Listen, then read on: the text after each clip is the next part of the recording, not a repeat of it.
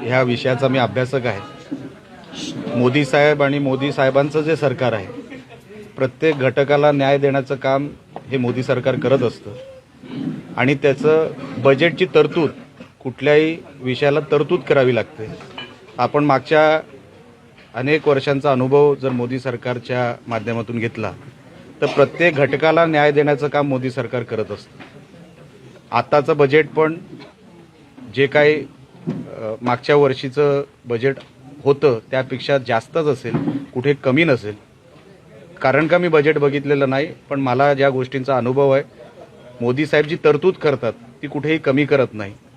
त्याच्यामध्ये देश जो काही आपल्याला अमुक ट्रिलियन इकॉनॉमिकची जी काही आपल्याला वाटचाल करायची आहे त्या दिशेने देश जातोय हे माझ्यासारख्या एका लोकप्रतिनिधीला जाणवतं. कारण का ज्या अर्थाने आमच्या स्टेटला पैसा मिळतो, आज आपल्या राज्याची पण अर्थव्यवस्था जी आहे ती आता 23 फेब्रुवारीला इकडचा बजेट सेशन सुरू होईल आणि त्या बजेट सेशनमध्ये पण आपण जी काय तरतूद केली मागच्या वर्षाची त्याचं इम्प्लिमेंटेशन बऱ्यापैकी झालं.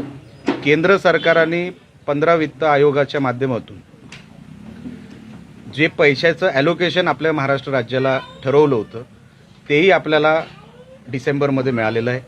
अशा अर्थाने की कुठेही पैसा आता थांबत नाही. केंद्र सरकाराच्या माध्यमातून राज्य सरकाराकडे जो पैसा येणं असतं ते कुठेही थांबत नाही.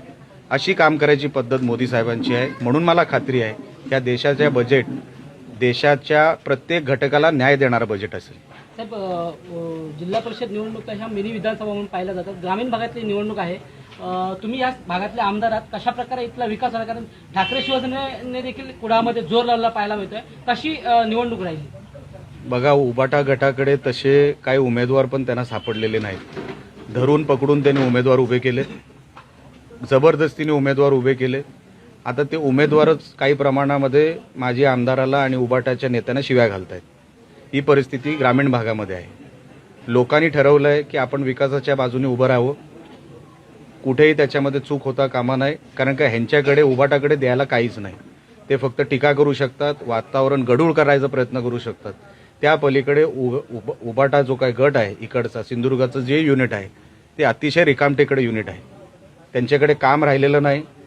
रोज कुठे ना कुठेतरी तुमच्या माध्यमातून टीका करायची, गावात जाऊन वातावरण गढूळ करायचं, कुठला तरी एक टपोरी गावात पकडायचा, त्याच्या माध्यमातून वातावरण खराब करायचं. त्या पलीकडे ह्या लोकांकडे उबाटा गटाकडे काय राहिलेलं नाही. आम्ही त्यांची एवढी दखल घेत सुद्धा नाही.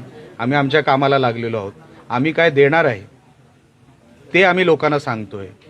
आत्ता पण तुम्ही मनोगत ऐकलं असेल, मी काय देणार आहे एवढंच सांगितलं. मी कोणावरही टीका केलेली नाही.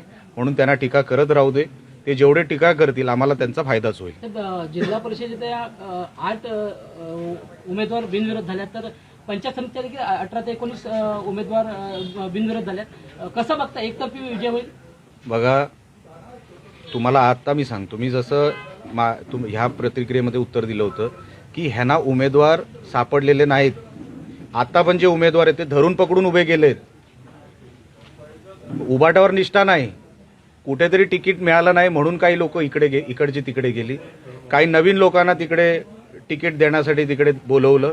त्यांची इच्छा नसताना पण अनेक लोकांना तिकीट दिलेली आहे. तर बिनविरोध झाल्या. काही ठिकाणी त्यांना माहीतच नव्हतं की उमेदवारी आपल्याला दिली आहे म्हणून.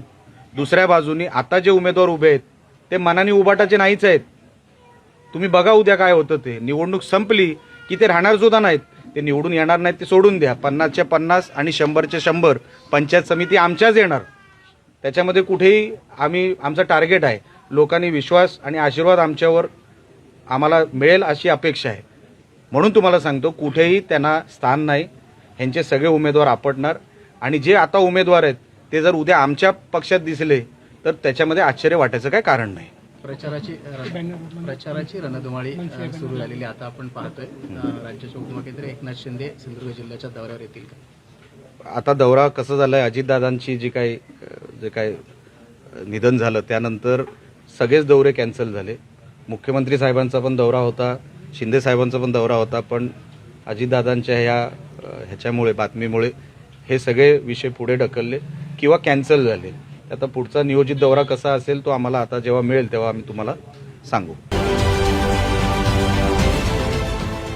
देश विदेशातील प्रत्येक घडामोडींचे लाईव्ह अपडेट मिळवण्यासाठी आता साम टीव्हीच्या सर्व सोशल मीडिया प्लॅटफॉर्मला लाईक, फॉलो आणि सबस्क्राईब करा. तसंच सर्व नोटिफिकेशनसाठी बेल आयकॉन प्रेस करायला विसरू नका.